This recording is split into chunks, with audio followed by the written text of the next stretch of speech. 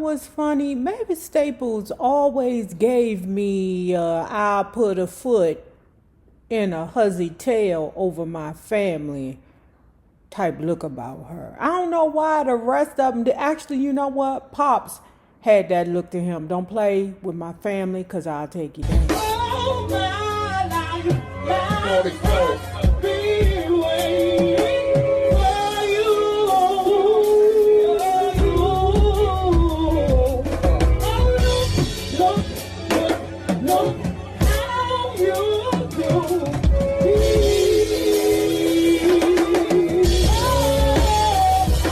those of you who are new here, I have two Frenchies.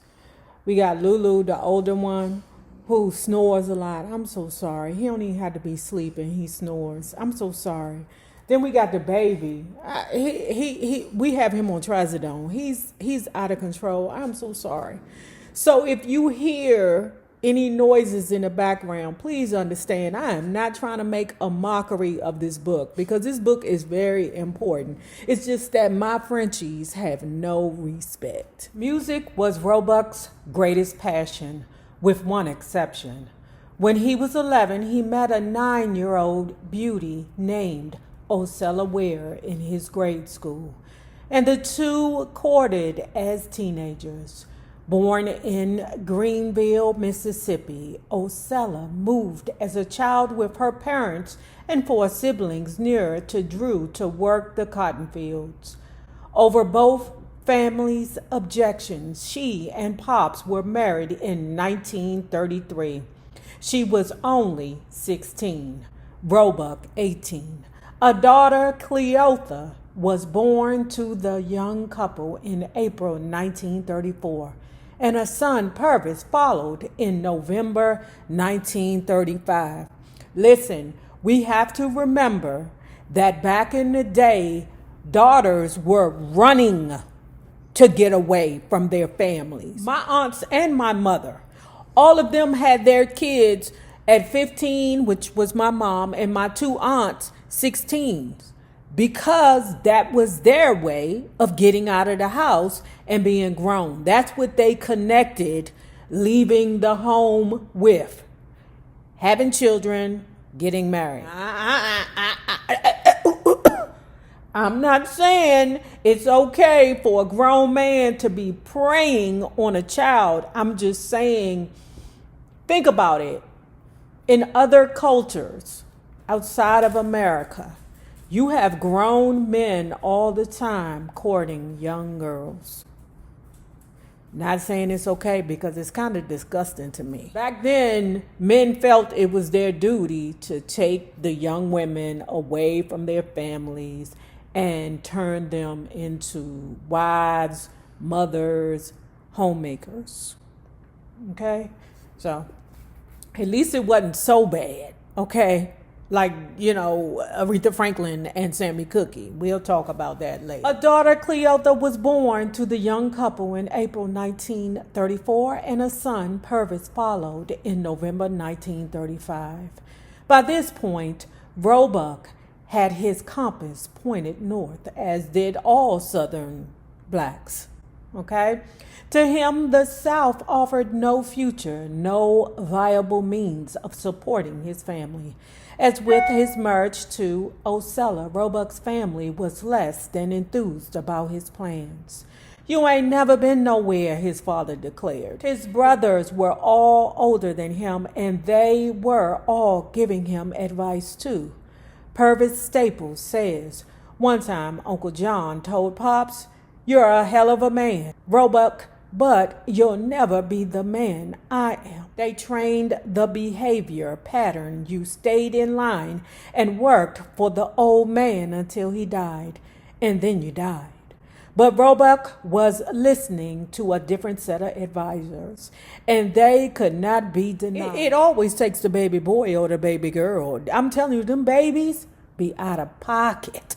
You hear me? How many of y'all listening to this are baby girls or baby boys, and you can look at your older siblings and say, I'm not going to be like them. No, my parents ain't gonna beat me into submission. No, I'm not finna follow behind daddy's footsteps. I wanna go over here and play music and break dance and rap. But Roebuck was listening to a different set of advisors, and they could not be denied. One in particular struck a chord because he laid out a possible future so succinctly. I'm going to Detroit, get myself a good job there. In 1995, at the Cultural Center in Chicago, Roebuck Staples sat and finger-picked a talking blues on his guitar that involved the moment when he first heard Blind Blake's Detroit Bound Blues. Except Roebuck had a different destination in mind than Blind Blake, a place where his brother John and Ocella's uncle already had moved.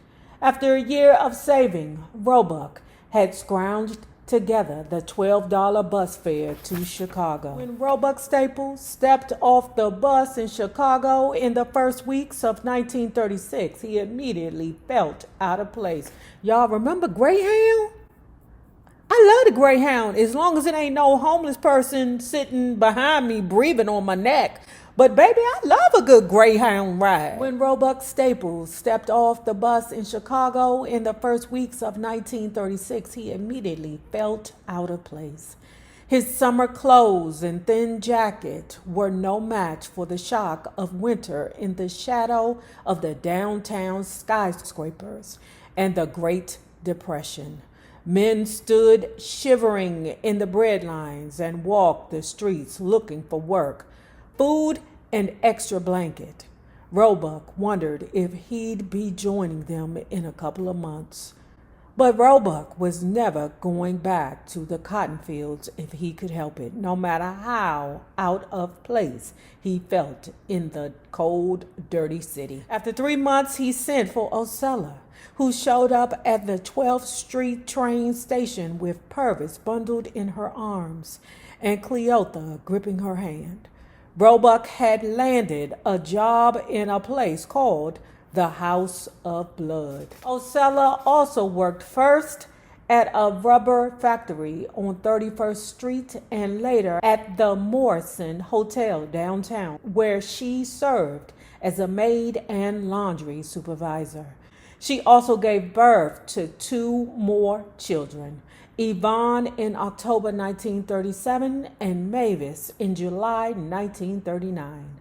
Pops and Ocella worked different shifts to ensure one of them would always be home with the kids. Baby, that's hard. I mean, it's cost effective, but baby, I could feel the exhaustion in this family. After World War II broke out, Roebuck quit the stockyards because shoveling fertilizer for 10 to 12 hours a day was making him nauseous. What was making him nauseous, I mean, that makes you nauseous. I know because I had Frenchies. And that gas, baby, it's noxious. Could you imagine shoveling manure, poop, excrements for 10 to 12 hours a day and then have to go home to a household full of children that's yelling? Listen, you had no choice but to have your children in line because you're not going to make it. Could you imagine coming home from all that drama and then you got kids in the household out of whack? No wonder kids had more discipline then. There was no way for a household to run without a disciplined family. Your family had to work like an oiled machine in order for the thing to work, and when I look back at it, y'all know I get very upset over the fact that I had to be a replacement mom to my sister. But that was the only way the household could work. We ain't had no money to pay for no nanny. I was the nanny. We ain't have no money to pay for a housekeeper. I was the housekeeper. He moved from job to job, building airplane parts, working in a soft drink factory, laying bricks for a construction company, toiling in the steel mills in nearby Gary, just outside Chicago, in northwestern Indiana. Each year, he was able to move the family into a bigger apartment on the south side. We all worked together for a bigger plan. You know who does that besides African Americans in the past? Asians, baby. Let me tell you something. That nail tech Mimi, she's like a celebrity nail tech. She does other things now too, baby. Her family would all get into a house, pay for the house, then move out into the next house. And when I was a PO, I seen that myself. I'm telling you, it was about 5 families in one really nice big house. They worked together, they paid for that house, they moved on to the next house. Worked for it, paid for it together, moved on to the next house. But you know, us black folks, we want to hurry up and get the hell away from our families. Okay, because we need peace and tranquility. I'm tired of cleaning up my mama's house. I want to clean up my own house. Each year, he was able to move the family into a bigger apartment on the south side. By then, his sister, Katie, had moved in with the family and was helping pay the bills and mind the children. Roebuck, who had dropped out of school in Mississippi in the 8th grade to work the cotton fields, enrolled at Wendell Phillips High School and took enough night classes to eventually earn his diploma. Pervis made a name for himself in the summers as the Snowball King by dragging a wagon with a snowball making ice machine.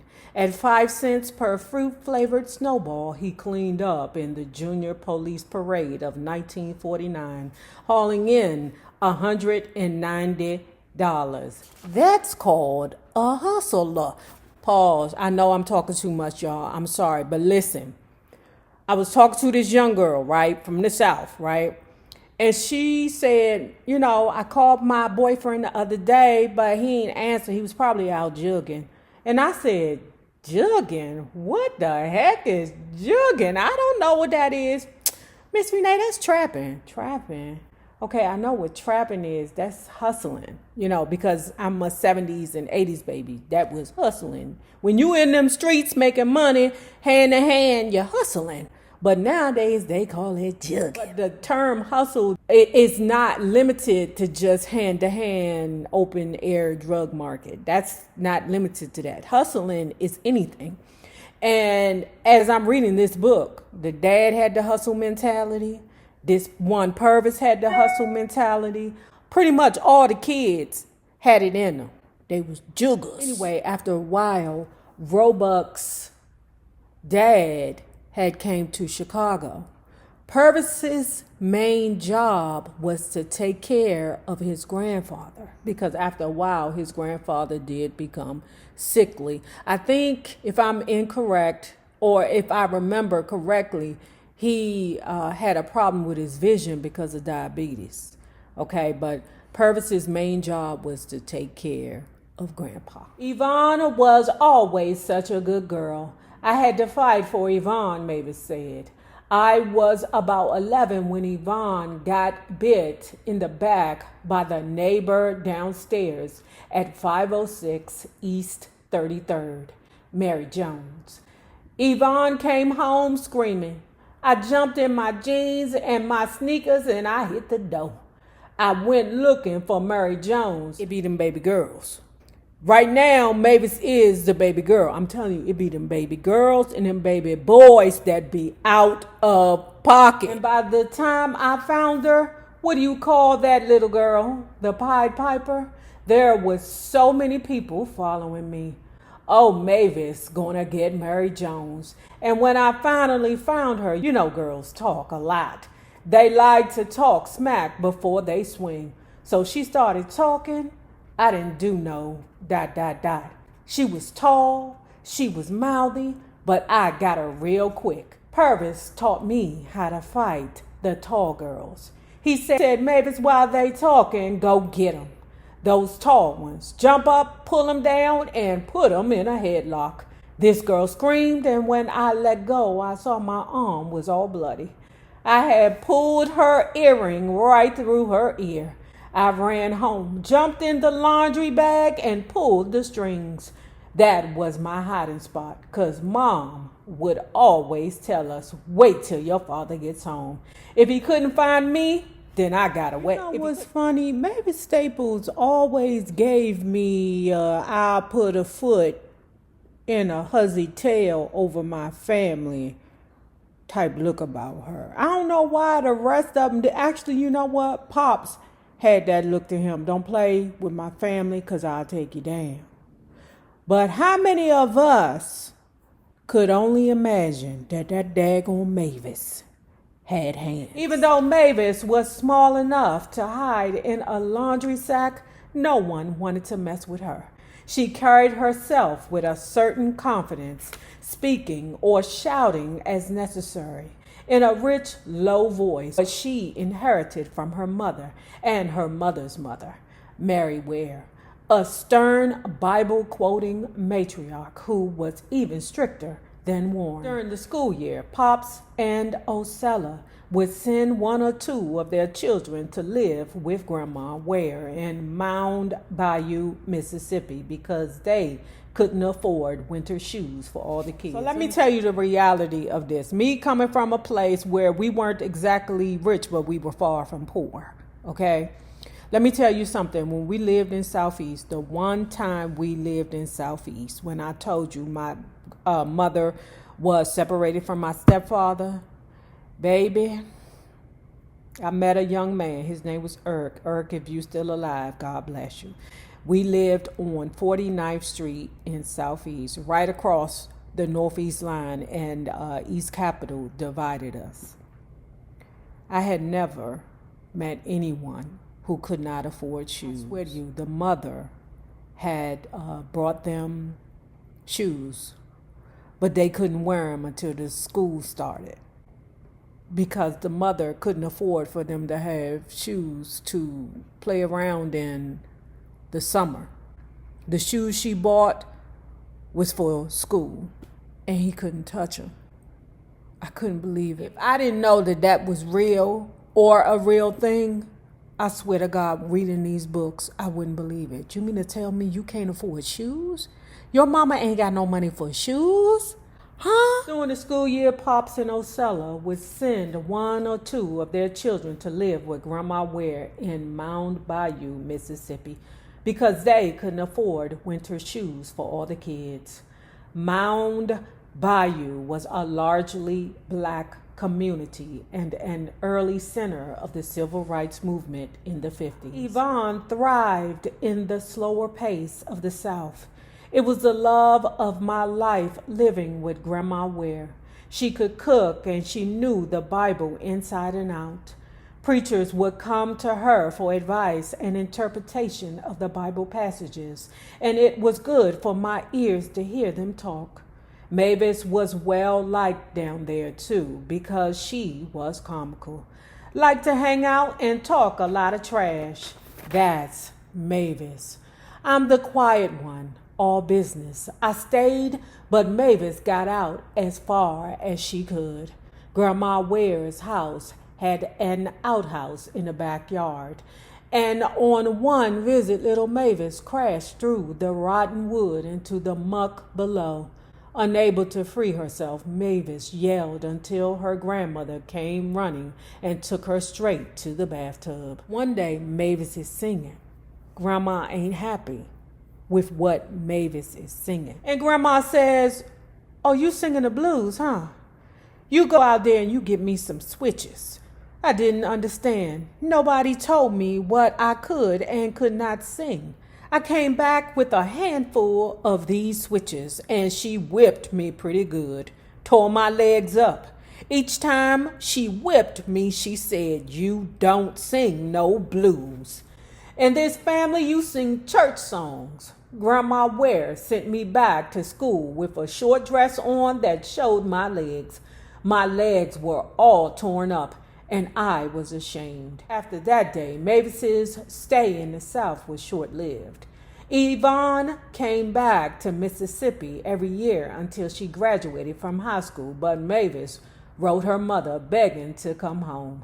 Like Mary Jones, Grandma Ware was on the hook until Mavis could get some payback. The matriarch maintained her distance for the blues, but when Mavis matured as a singer and woman, she no longer had to fear her grandmother's wrath on her switches. For young black men and women growing up on the increasingly segregated streets of Chicago, gospel music was as much a soundtrack of their lives as the blues and R&B hits of the day. Lou Rawls, Sam Cooke, his brother L.C., all of us went to Doolittle, the same grammar school, Pervis Staples says. After school, we'd go to Sam's house and sing under the streetlights.